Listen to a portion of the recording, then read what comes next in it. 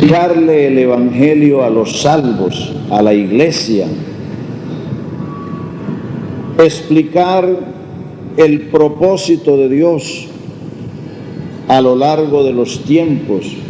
Es decir, esta carta nos habla de lo que fue antes de la ley, lo que fue la ley y lo que es después de la ley. Es decir, el plan de Dios en su propósito a lo largo de los siglos, para que nosotros como iglesia entendamos dónde estamos ubicados y desde luego también cuál es nuestro papel, nuestro oficio, nuestra misión que tenemos que desempeñar como iglesia y mayormente en el caso nuestro como ministros del Evangelio de Cristo. Alabado sea su nombre. Entonces, vamos a arrancar, vamos a ir versículo por versículo en el capítulo 1, para que así los hermanos puedan asimilar lo mejor posible estos apartes, estos detalles que nos da el apóstol al explicarnos el Evangelio. Los primeros 17 versos del capítulo 1 de Romanos, el apóstol Pablo nos presenta el Evangelio. Siempre eso es lo que hay que hacer primero. En esta carta se va a tratar el pecado, se va a tratar el juicio, se va a tratar la condenación, se va a tratar muchas cosas, la vida cristiana. Pero lo primero es primero. Entonces lo primero que hace Pablo al querer explicar el plan de la salvación es presentar el Evangelio. Y aprendamos esto del maestro, que hay que comenzar por lo primero, no por lo último, como el predicador que comienza a atacar el pecado sin presentar el Evangelio.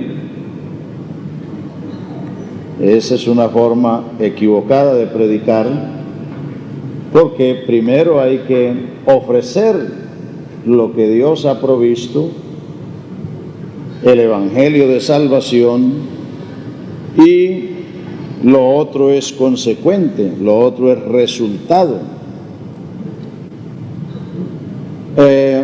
Entonces Pablo comienza presentando el Evangelio en tres aspectos. Primero, la procedencia del Evangelio. Segundo, la esencia o la sustancia del Evangelio, es decir, lo que es el Evangelio. Y tercero, el efecto que el Evangelio produce en aquellos que lo reciben. Eso está en los primeros 17 versos del primer capítulo de Romanos. Lo primero es la procedencia.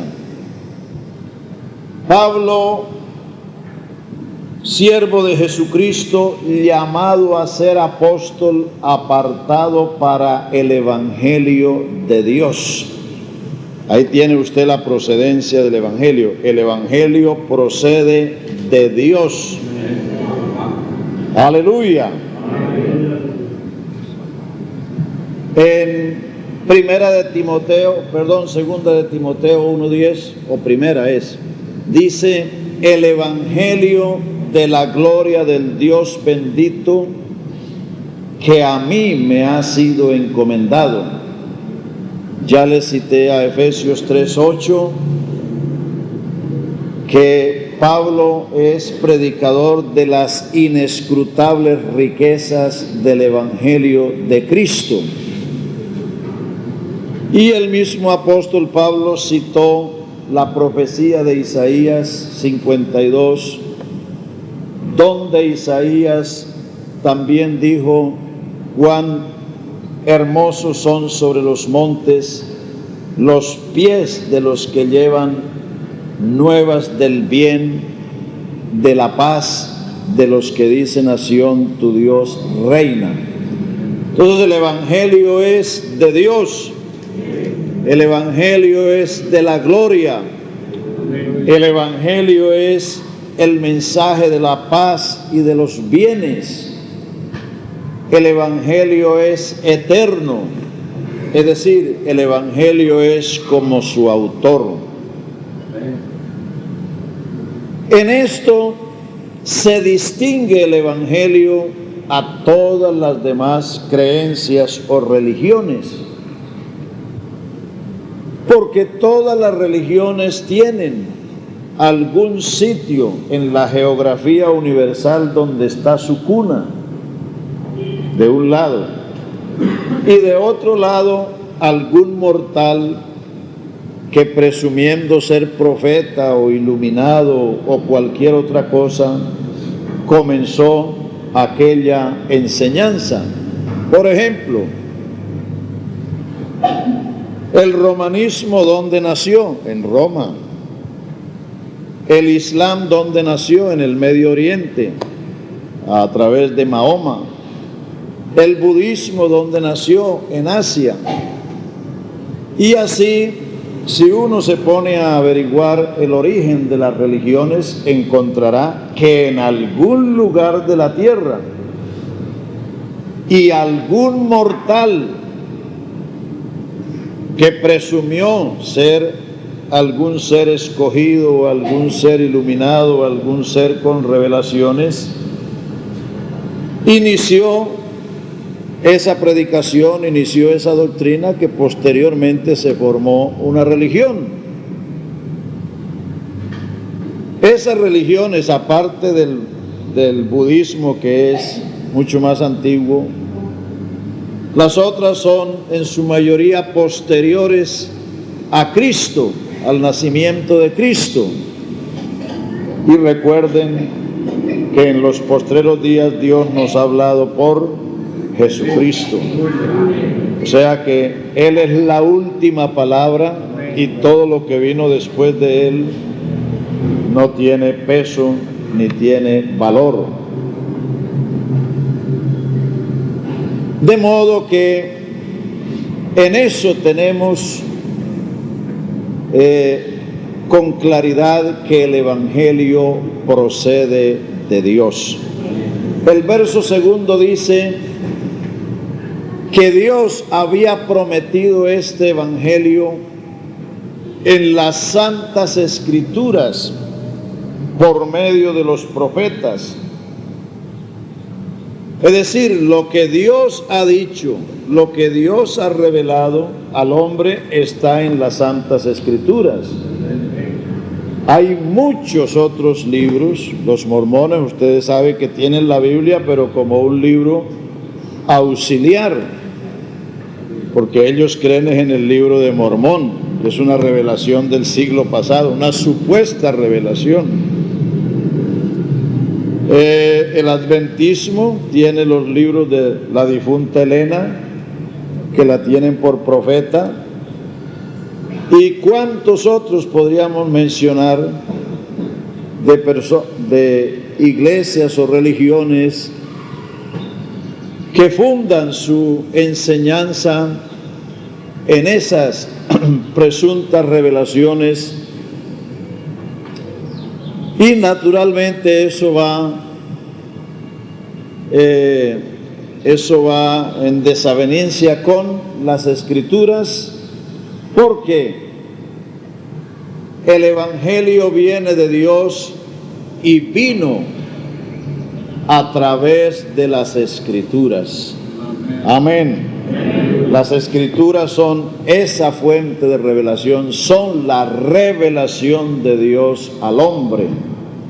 Entonces no podemos pensar que esas otras cosas que vinieron posteriores van a ser una revelación de Dios en ninguna manera.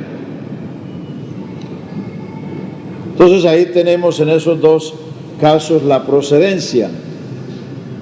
Lo segundo es la esencia o la sustancia del Evangelio, o lo que es el Evangelio. El Evangelio habla de su Hijo, nuestro Señor Jesucristo, que era del linaje de David según la carne,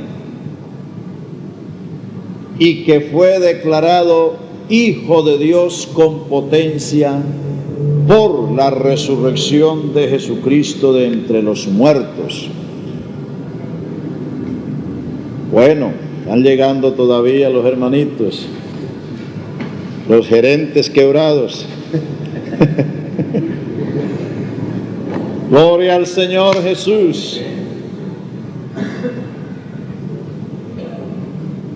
Vamos a detenernos un poquito en esto, porque, como les digo, la esencia del Evangelio, la sustancia del Evangelio es Jesucristo. Recuerden que Jesús mandó a los apóstoles a predicar el Evangelio a todo el mundo y a toda criatura, y según el libro de los Hechos, ellos no cesaban de predicar y enseñar a Jesucristo. A Jesucristo. Eso lo dice el último versículo de los Hechos 5. No cesaban de predicar y enseñar a Jesucristo. O sea, ellos entendieron que la esencia, la sustancia del Evangelio es Jesucristo. Algunos miran el Evangelio como una lista de prohibiciones, y es posible que también haya quienes prediquen el Evangelio de la misma manera, pero el Evangelio es Jesucristo. Lo otro son resultados. El que recibe a Jesucristo y se alimenta de esa sustancia, de esa esencia, desde luego hace diferencia entre lo santo y lo profano. Desde luego deja lo malo y hace lo que agrada a Jesucristo, pero eso es resultado, fruto, no es la sustancia. La sustancia es Cristo. Y en estos dos aspectos que aquí se mencionan, Cristo según la carne del linaje de David y Cristo Hijo de Dios con potencia por la resurrección, en esos dos aspectos se resume todo, porque Él, Hijo de David según la carne, y como tal fue el Cordero, la ofrenda, el sacerdote, el mediador, en fin, todo lo que respecta a la redención lo hizo Él en ese aspecto, como Hijo de David según la carne, y en el otro aspecto, declarado Hijo de Dios con potencia por la resurrección de los muertos, declara su deidad, lo que también abarca o llena todo lo demás en ese lado o en ese aspecto divino. Entonces, por eso vamos a detenernos un poco en esto. Y otra cosa que podemos tomar en cuenta es que el apóstol, al escribirle a una iglesia todo el plan y propósito de Dios, comienza por presentarle al autor de todo esto. Al autor. ¿Quién es el autor de todo esto? Jesucristo. Bueno, entonces, El Evangelio habla acerca de su Hijo nuestro Señor Jesucristo, que era del linaje de David según la carne. Se dice que era porque cuando la carta fue escrita en el año 57 o 58, pues Cristo ya no estaba en la carne. Pues la misma Biblia habla de los días de Cristo según la carne. Hebreos 5:7 dice: Cristo en los días de su carne oró con gran clamor y lágrimas al que le podía librar de la muerte. ¿Cuáles fueron esos días? Los 33 años de su tránsito por la tierra. Cristo en los días de su carne. También dice 2 de Corintios 5:16: de aquí en adelante a nadie conocemos según la carne, y si a Cristo conocimos según la carne, ya no lo conocemos así. O sea que los días de la carne fueron su tránsito por la tierra desde su introducción al mundo hasta su ascensión al cielo. Eso debemos entender bien, eso es lo que esos términos quieren encerrar. Entonces, por eso el apóstol dice que Cristo era, porque cuando él escribió la carta, Cristo ya no estaba en la carne ni estaba en el mundo, estaba en gloria. Cristo era del linaje de David según la carne. ¿Por qué? Porque para podernos redimir tenía que ser nuestro pariente, según el capítulo 25 de Levítico. Según el capítulo 25 de Levítico, donde está la ley de redención, cuando un israelita se vendía como esclavo, para ser redimido tenía que hacerlo su pariente cercano. Si el más inmediato no podía hacerlo, no tenía capacidad o no quería hacerlo, lo hacía su pariente que le seguía, pero solo el pariente tenía o podía hacer la redención. Entonces, para Cristo, o para Dios, mejor dicho, redimirnos, tenía que darse ese paso de hacerse nuestro pariente. Eso es lo que dice el capítulo 2 de Hebreos, partiendo del verso 10. Les voy a advertir desde ya que de todos estos estudios se va a hacer una evaluación después con preguntas escritas. Esto lo digo porque hay algunos que no ponen cuidado, que están elevados, y cuando llegue el examen van a quedar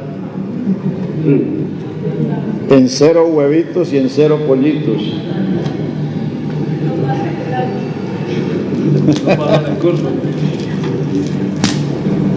De manera que les digo esto para que de una manera o de otra se despierte, ¿no?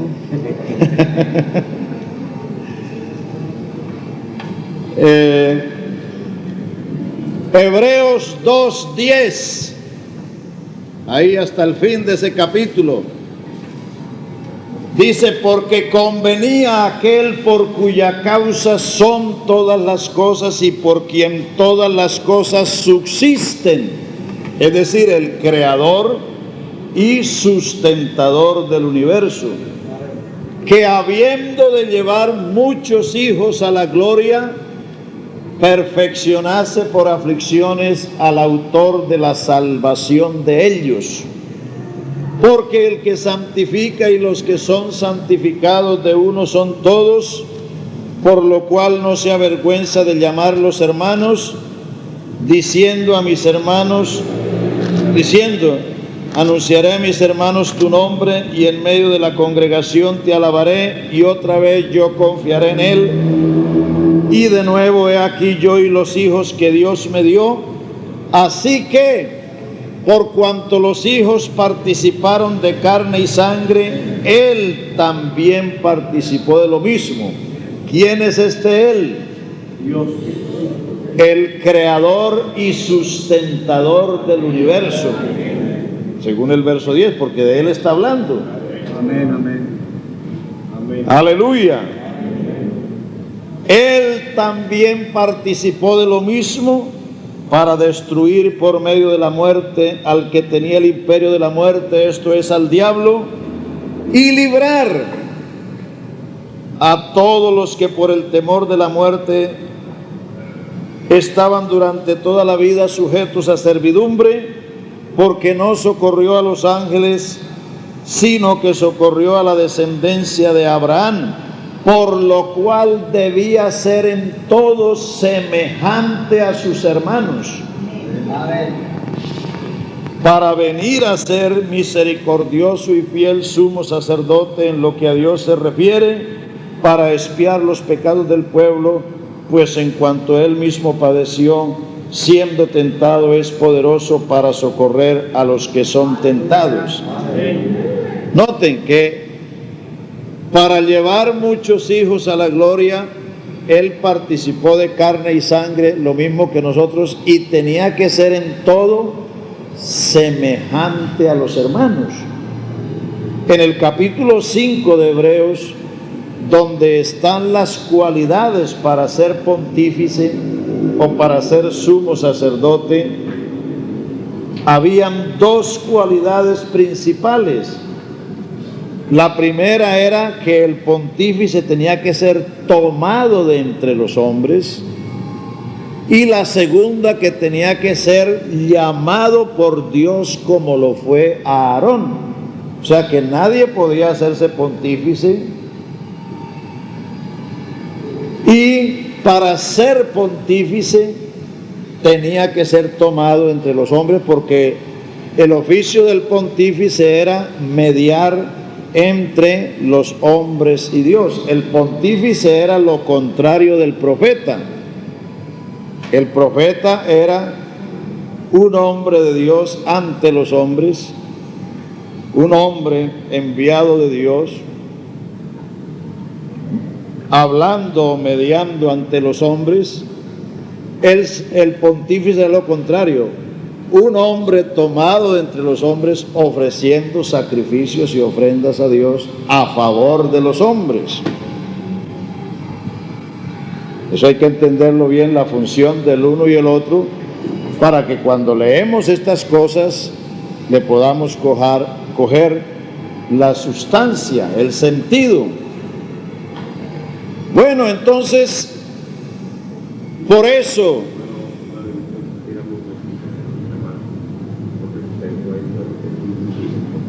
sí, repito, el profeta, ¿quién era? Un hombre que Dios llamaba y Dios enviaba con un mensaje, con una promesa o con un juicio. Un profeta era un hombre enviado de Dios. El sacerdote era un hombre tomado de entre los hombres y que venía ante Dios a favor de los hombres, para mediar, para ofrecer sacrificios y ofrendas. Dice que tenía que ofrecer sacrificio primero por sus propios pecados y luego por los del pueblo, que tenía que ser un hombre comprensivo de los extraviados y débiles, porque él mismo estaba rodeado de debilidad y él también era mortal. Esa es la diferencia. Entonces Jesucristo o Cristo según la carne tenía que ser nuestro pariente en todo el sentido para poder ser nuestro redentor.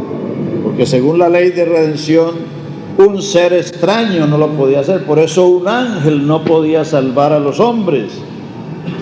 Por eso Dios no socorrió a los ángeles. Los ángeles que cayeron, caídos se quedaron y caídos están, y el infierno fue preparado para el diablo y los ángeles. Pero Él socorrió a la descendencia de Abraham. ¿Cómo la socorrió? Participando Él de carne y sangre, lo mismo que nosotros. ¿Para qué? Para venir a ser, para llegar a ser un pontífice misericordioso, para expiar los pecados del pueblo y para compadecerse de nuestras debilidades, porque Él fue tentado en todo según nuestra semejanza, pero sin pecado. Por eso es misericordioso para socorrer. Es decir, Jesucristo pasó por todo lo que uno tenga que pasar, y por eso Él es el ser que comprende a cualquier persona, porque Él sabe lo que fue el pecado, aunque Él nunca pecó, pero llevó nuestros pecados en su cuerpo sobre el madero y sufrió nuestro castigo. Él llevó nuestras enfermedades, Él sufrió nuestros dolores. Él supo más que nadie lo que fue la pobreza, porque nació en un pesebre, anduvo en un burro prestado, en una barca prestada. Dijo: las zorras tienen cuevas y las aves tienen nidos, y el Hijo del Hombre no tiene donde recostar su cabeza. Nadie vivió y anduvo más pobre que Él, siendo Él rico y dueño de todo cuanto existe. Pero todo eso, leímos que dice que Él fue perfeccionado por las aflicciones, no perfeccionado en el sentido de santidad, porque Él es santo en todo el sentido de la palabra, pero Él fue perfeccionado para venir a ser pontífice por las aflicciones, porque al pasar por todo lo que el hombre pasó, entonces se identificó con nosotros, comprendió el sufrimiento, y por eso aquellos sufrimientos lo llevaron a ser un pontífice fiel y misericordioso para expiar los pecados del pueblo. La compasión siempre nace de que uno haya sufrido lo que otro está padeciendo. El que no ha sufrido generalmente es una persona dura, cruel, inmisericordia. Pero el que ha pasado por un sufrimiento, por una aflicción, cuando ve a otro, se conmueve, se compadece. ¿Por qué? Porque sabe lo que es eso. Por eso Él fue tentado en todo según nuestra semejanza, pero sin pecado. Fue perfeccionado por aflicciones para venir a ser, para llegar a ser un pontífice misericordioso para socorrer a todos los que son tentados. ¡Aleluya! Hermanos, si hay quien comprende al hombre o a la mujer en cualquiera de las situaciones de la vida, es Jesucristo. Por eso uno puede venir a Él con toda confianza. Además, Él dijo: el que a mí viene, yo no lo echo fuera, porque Él sabe lo que es la crueldad del mundo, el odio, la venganza de la gente. Todo eso lo sufrió Él. Bueno, y todo eso lo sufrió Él en la carne, porque según la carne era hijo de David, y Él fue todo aquello para ser el cordero, para ser la ofrenda, para ser el pontífice. Aleluya. Entonces, el Evangelio nos habla de nuestro Señor Jesucristo, que era del linaje de David según la carne. Pero eso no era todo, porque precisamente eso fue lo que le pasó a Israel. Israel lo reconocieron como tal, hijo de David según la carne, pero cuando él descubrió su deidad, cuando él pronunció esas declaraciones que lo revelaban divino, allí chocaron, allí tropezaron y por eso lo rechazaron. Vamos a ver algunas cosas más de esto. Recuerden que esa expectativa de Cristo según la carne era común para ellos.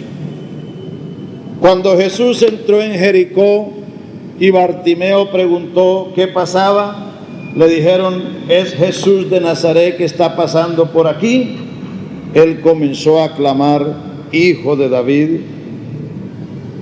ten misericordia. Jesús, Hijo de David, ten misericordia de nosotros.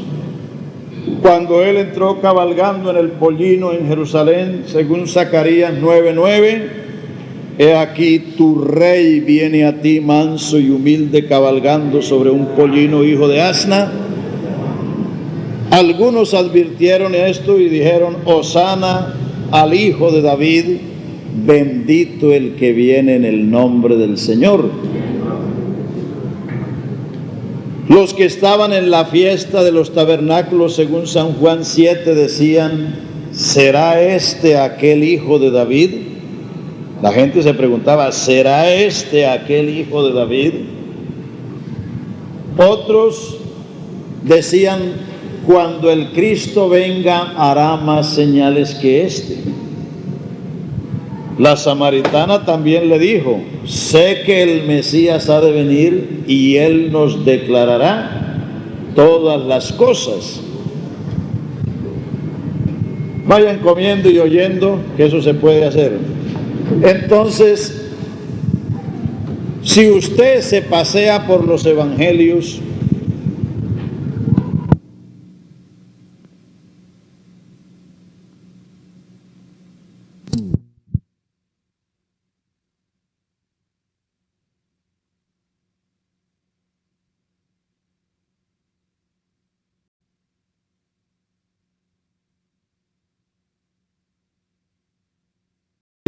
que cuando el Hijo de David viniera haría más milagros que este, o que quién sabe si este sería el Hijo de David prometido. ¿Por qué ellos tomaron esta apreciación? Porque Israel tenía esa expectativa, tenía esa promesa. Dios le había dicho a David: tu trono, tu casa y tu reino será firme, y no faltará lámpara que alumbre en tu casa y quien se siente en tu trono. En los días de Jeremías el profeta 23, 5 y 6 se dijo que del tronco de Isaí retoñaría un vástago y el nombre con que le llamarían sería Jehová, justicia nuestra. Entonces, en las profecías del Antiguo Testamento se entendía claramente que de la simiente de David vendría el Mesías y que el Mesías vendría para redimirlos, para rescatarlos. Pero lo que pasó es que Israel no entendió la clase de redención que el Hijo de David vino a hacer. Ellos esperaban una redención política, una redención social, no una redención espiritual. ¿Por qué? Porque desde el tiempo en que Nabucodonosor invadió a Judea, destruyó el templo en los días de Jeremías, se llevó los tesoros a Babilonia, se llevó cautivo al rey, al hijo de Josías, y destruyó la ciudad y solo dejó los pobres allí. Desde ese entonces hasta los días en que Cristo estaba en la tierra, Israel había sido provincia de los imperios, es decir, había sido presa botín de todas las potencias. El rey que reinaba en Judea era vasallo de Nabucodonosor, después de los persas, después de los griegos y después de los romanos. Cuando Cristo estuvo en la tierra, había un gobernador romano en Judea que era Poncio Pilato. Entonces ellos esperaban que el Cristo que venía era a librarlos de ese sometimiento a un poder extranjero y devolver a Israel a las glorias de la época de David y de Salomón. Entonces, cuando ellos vieron sus milagros y cuando oyeron que hablaba cual ningún otro hablaba, pues le siguieron grandes multitudes, porque veían las señales que hacían los enfermos.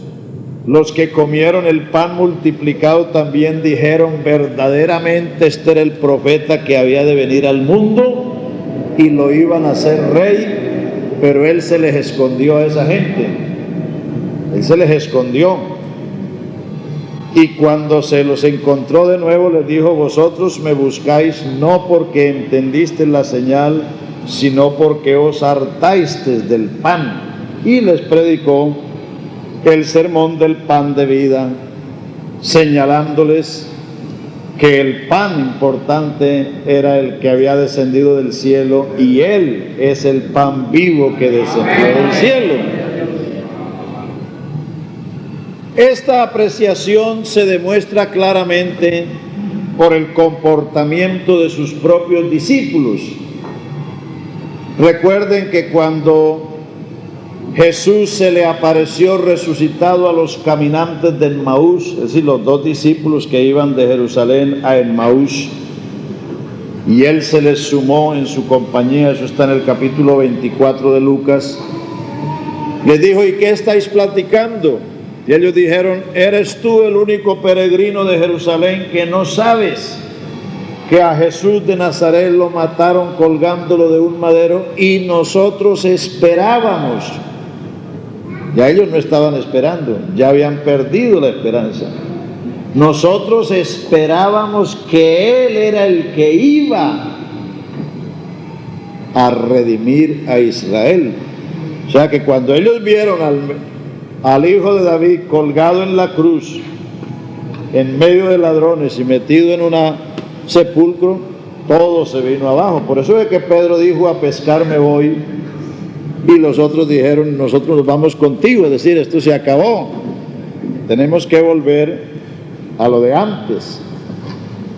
O sea, porque ellos esperaban y creían en él como un Mesías político, como un libertador de esa condición en que ellos vivían en el aspecto político-social. Y además, después de que Cristo les aparece durante 40 días, le aparece a Pedro, después a los 12, después a más de 500, después a Jacobo. Es decir, que les apareció con tantas pruebas indubitables. Pero aún cuando Él los llevó al monte de los olivos para ascender al cielo y despedirse de ellos, todavía ellos tenían eso en mente. Todavía le dicen: Señor, ¿restituirás tú el reino a Israel en este tiempo? ¿De cuál reino hablaban ellos? Ellos sabían que cuando el Señor reinó en medio de su pueblo, pues ellos llegaron a ser cabeza de naciones. Israel llegó a ser una señora nación. Pero cuando Él les dio las espaldas, ellos cayeron en manos de los enemigos y fueron presa. Entonces ellos dijeron: ¿restituirás tú el reino a Israel en este tiempo? O sea que a pesar de todo, todavía seguían con esa expectativa. Gracias, hermano. Con esa expectativa de que el Cristo, de que el Hijo de David, que el Mesías prometido a Abraham, a Moisés, a los profetas, a Israel, su misión era sacar a Israel de ser un pueblo vasallo de las potencias y volverlo a ser cabeza de naciones y gloria. Pero ese no era la... Hermano, pero Israel esperaba a un Mesías político y estaban inclusive los discípulos, porque según esas palabras que esperaban. Esos eran los discípulos mismos. Los mismos discípulos. Y entonces, ¿qué los motivaba a ellos? Seguir a Jesús siervo de Cristo. Precisamente la restauración de Israel. Eso era lo que los motivaba, la restauración de Israel. Es que en las promesas del Antiguo Testamento eso estaba claro, que ellos serían cabeza y no cola. Es decir, ellos desde el principio no comprendieron la redención espiritual. No. Ellos vinieron a comprender eso después de Pentecostés. Después de Pentecostés. Por eso Jesús les dijo, muchas cosas tengo que decirles y ahora no las pueden llevar, pero cuando venga el Espíritu, Él os recordará lo que yo os he dicho, os hará saber las cosas que habrán de venir. Él os guiará a toda la verdad, porque no hablará de sí mismo, sino que hablará todo lo que oyere y os hará saber todo lo mío. Entonces ellos vinieron a entender esto después de Pentecostés. Por eso es que es tan importante la unción del Espíritu, hermanos. Por eso, si un ministro quiere profundizar, adentrarse, comprender estas cosas, tiene que contar con la unción, con el aceite que viene de arriba, porque esto por mentalidad humana pues se puede entender algo, pero muy poco. Por eso hay que depender, hermanos, del Espíritu. Aleluya. Bien, entonces todos esos pasajes que hemos citado, todos esos hechos, demostraron que Jesús era el hijo de David según la carne. Pero hasta ahí. El otro lado, su divinidad es mucho más importante, porque así como Jesús no nos podía redimir si no era pariente nuestro, si Él no era divino, su muerte solo hubiera servido para sustituir a uno, porque si Él apenas era un hombre, pues su muerte vicaria o sustitutoria lo hubiera hecho por otro, pero no por todos como lo hizo Él. Aleluya. Esas son dos cosas importantes. Y ahí está, como digo, la esencia, la sustancia, de ahí se deriva todo lo demás. Entonces, el otro lado es que la resurrección de los muertos declaró. ¿Qué objeto tiene una declaración?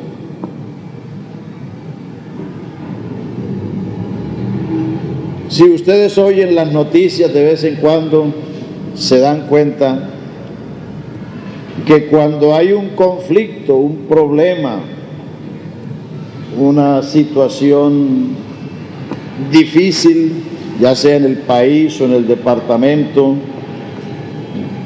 que crea un ambiente de zozobra o de angustia, generalmente los líderes políticos o el presidente o el gobernador salen al paso para hacer una declaración.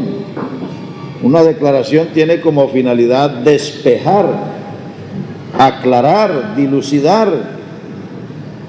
las cosas para que se puedan entender y ubicar cada cosa en su sitio. Entonces, al decirnos que Él fue declarado Hijo de Dios con potencia por la resurrección mediante el Espíritu de Santidad, ¿a qué obedece que la resurrección sea una declaración?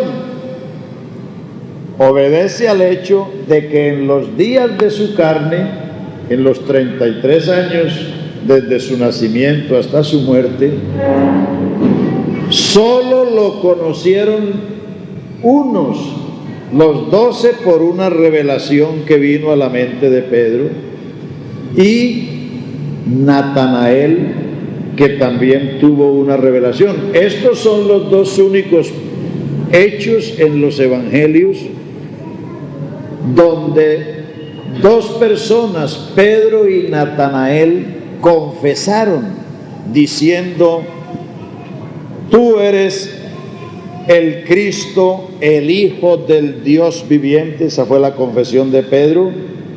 Y la confesión de Natanael fue: Rabí, tú eres el Hijo de Dios, tú eres el Rey de Israel. Esos son los dos únicos hechos que hay en los 4 evangelios de personas que confesaron la deidad o la divinidad de Jesucristo. Al decir Hijo de Dios o Hijo del Dios Altísimo, o a decir tú eres el Hijo de Dios, el Rey de Israel, se está hablando de la deidad de Cristo, porque el Hijo no es un segundo. La Biblia dice claramente quién es el Hijo. El Hijo es la imagen del Dios invisible, es lo visible del invisible. Colosenses 1:15. Colosenses 1:15. El Hijo es la imagen del Dios invisible, o sea, lo visible del invisible. Hebreos 1:2 y 3. Él es el resplandor de su gloria y la imagen misma de su sustancia. O sea que cuando se habla de Cristo como el Hijo de Dios o como el Hijo del Altísimo, se está hablando de su divinidad, está hablando de su deidad. Entonces, vamos a repasar un poquito porque esto es importante. Cuando usted tenga esos problemas de confusión o que tenga que aclarar, solo hay a lo largo de los 4 evangelios. Los 4 evangelios son el relato de Cristo, de la vida de Cristo desde su entrada en el mundo hasta su regreso al cielo. Eso es lo que se llama los días de su carne. Entonces, el primero está en San Mateo 16:13. ¿Quién dicen los hombres que es el Hijo del Hombre?, preguntó Jesús a los discípulos. Y ellos dijeron todo lo que los demás decían. Estaban de acuerdo con el consenso. Eran demócratas. Estaban de acuerdo con los que estaban de acuerdo. ¿Quién dicen los hombres que es el Hijo del Hombre? Unos dicen que tú eres Elías, otros dicen que tú eres Jeremías, otros dicen que tú eres Juan y otros dicen que tú eres alguno de los profetas. Es decir, todos ellos estaban listos a darle una casilla a Cristo en la galería de los profetas. Ponerlo allí, uno entre los grandes profetas. Jesús le dice a ellos: bueno, ¿y vosotros quién decís que soy yo? Y ellos tampoco sabían. Por eso no se le haga extraño, hermano, que haya gente que sigue a Cristo y que no sabe quién es Cristo. Repito, por eso no se le haga extraño, y por eso, si usted entiende y conoce esto, con alegría, con amor y con gozo, explíqueselo a todo el que pueda. Aleluya. Todas esas multitudes que siguieron a Jesús y los mismos 12, ellos no sabían más que eso que confesaban. Uno confiesa lo que sabe, uno dice lo que sabe. Y todos ellos estaban en consenso. Un gran profeta es el Hijo de David.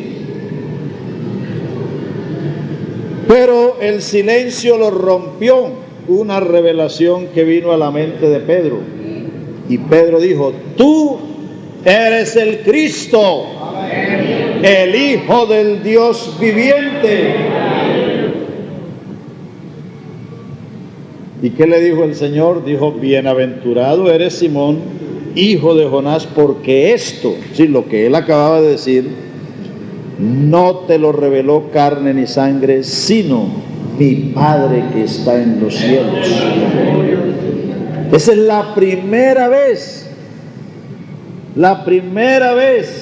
que un hombre, que un ser humano pronunció esta confesión respecto a Cristo, que Él era el Mesías y que el Mesías era divino, porque era hijo del Dios Altísimo.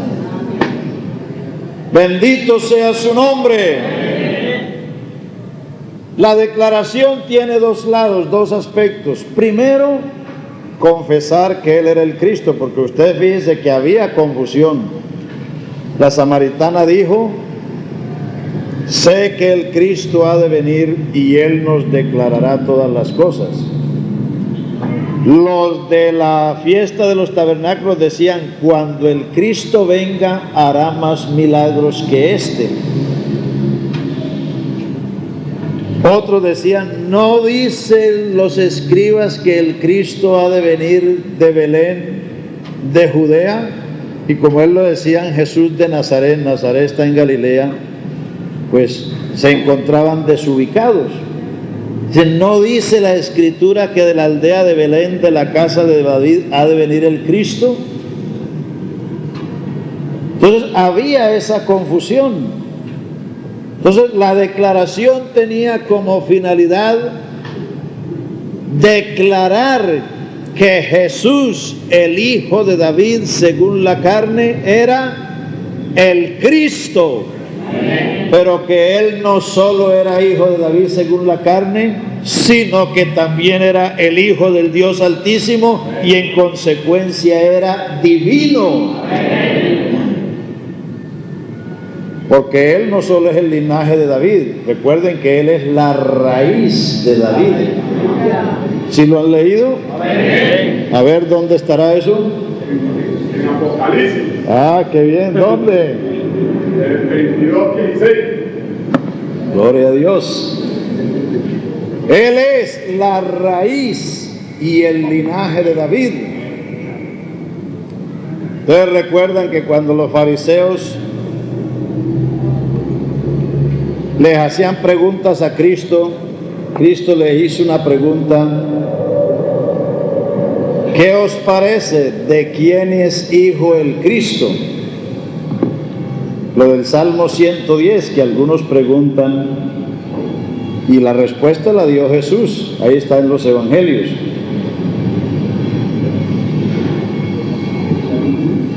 El Salmo 110 y en los evangelios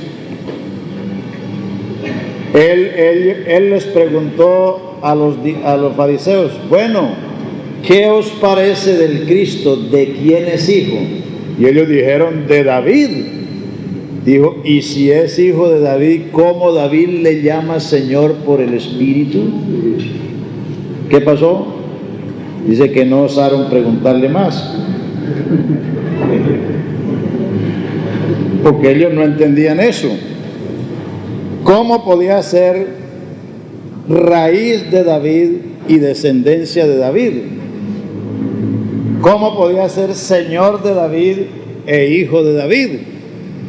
Bueno, eso es lo que estamos explicando. Él era hijo de David según la carne, descendiente de David según la carne, pero según su deidad, él era la raíz de David, el Señor de David, el Padre de David. Él dijo: antes que Abraham fuese, yo soy. Eso es fácil, eso no tiene complicación. La misma pregunta que les hace Jesús y que ellos no pueden responder, aclara el asunto. Si Él es hijo de David, ¿cómo es que David por el Espíritu le llama Señor? Porque Él no solamente era descendencia humana, sino que Él es el Hijo del Dios Altísimo. Bueno, como en los días anteriores o previos a la venida de Cristo, hubo quienes especularon presumiendo ser el Cristo, como sucede ahora. Ahora tenemos la expectativa de la segunda venida de Cristo, y por eso Cristo nos previno de que habrían falsos cristos y falsos profetas, y que si nos dicen helo aquí o helo allí, no salgáis, porque como el relámpago que sale del oriente y se esconde en el occidente, es decir, así será la venida. Entonces, así como Israel tenía esa expectativa de la llegada del Mesías o del Cristo, pues habían muchos que especulaban. Gamaliel en el capítulo 5 de los Hechos nos da el nombre de dos: Judas y el otro era Teudas. Dos que, creyéndose ser alguien, llevaron mucha gente tras sí y fueron dispersos. Es decir, como había esa expectativa, entonces en ciertas épocas o en ciertas coyunturas políticas se levantaba algún sacerdote judío o algún político judío y hacía una revolución, y entonces él presumía ser el Cristo. Entonces, por eso la declaración tenía como objeto declarar que Jesús era el Cristo, primero, y segundo, que el Cristo era divino, no era solamente descendiente de David según la carne, sino Señor de David. Aleluya. ¿Está claro? Bueno, es que lo de Cristo no tiene presa mala.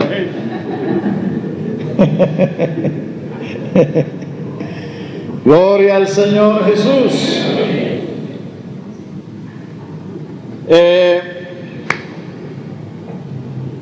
Otra cosa que debemos notar allí es que Cristo no habló de la iglesia,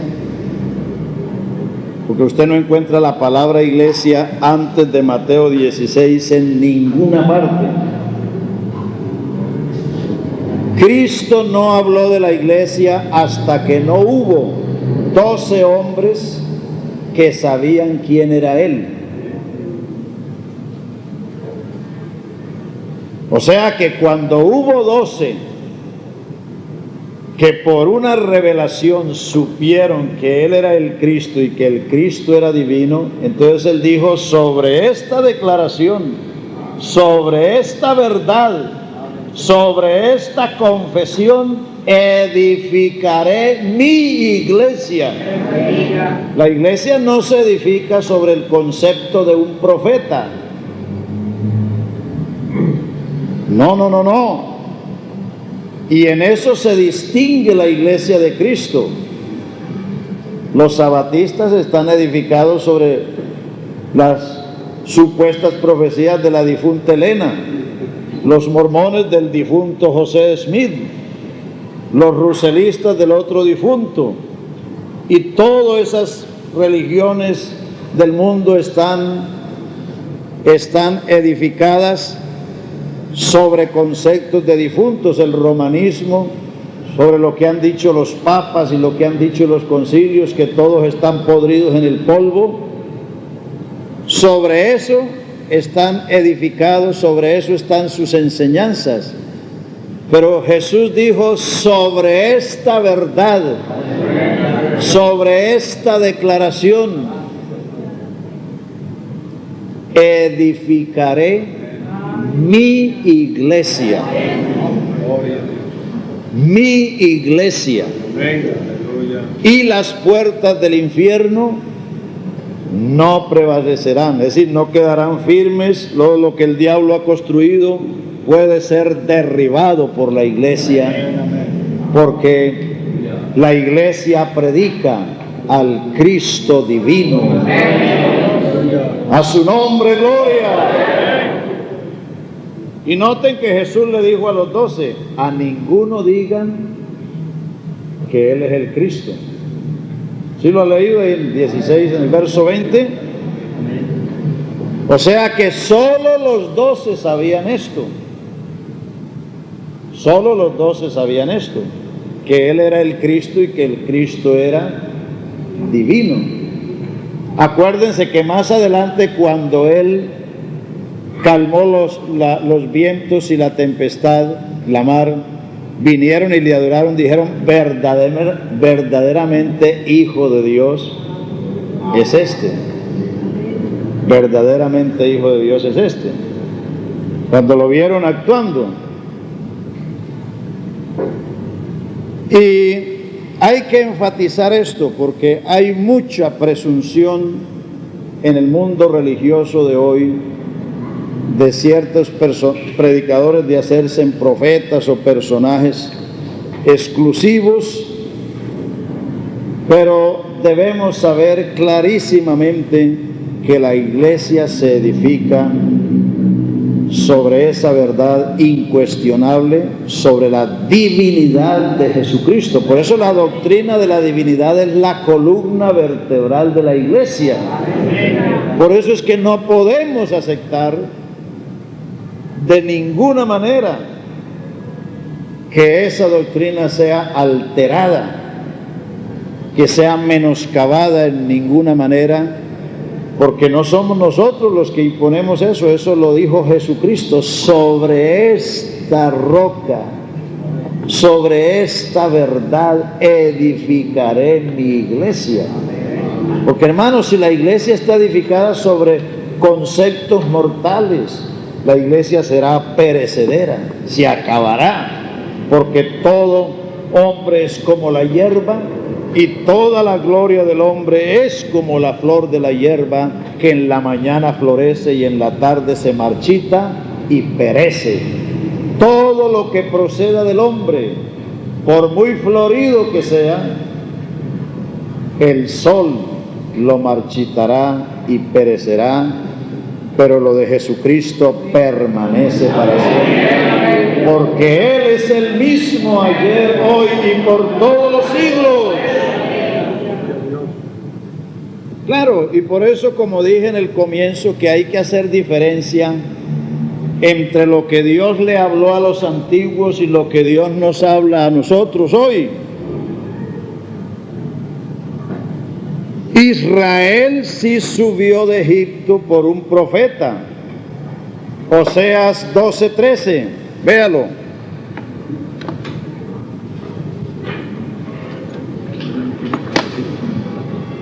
No, agüita pero con dulce, ¿no?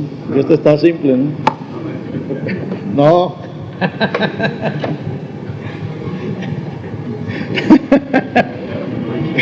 ¿Cómo?